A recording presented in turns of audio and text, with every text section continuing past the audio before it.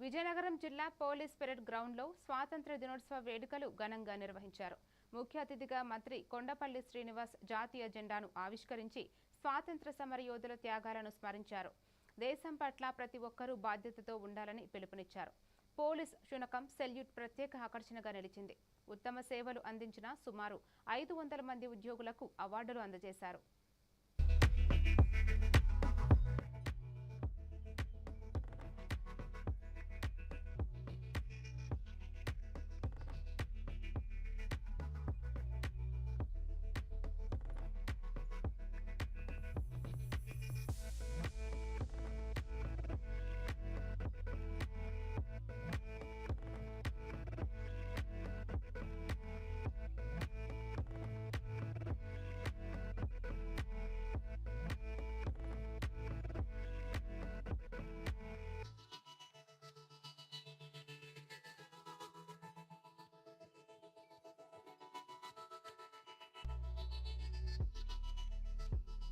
విమానాశ్రయాలు, పోర్టుల అభివృద్ధితో పాటు ఎంఎస్ఎంఈలు, స్టార్టప్లు, నైపుణ్య అభివృద్ధికి ప్రోత్సాహం అందిస్తుంది.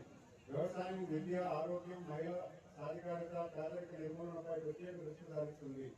Digital India, make in India, Atmanirbhar Bharat ద్వారా స్వావలంబనతో కూడిన అభివృద్ధి చెందిన భారతదేశ నిర్మాణానికి గౌరవ ప్రధానమంత్రి గారి నాయకత్వంలో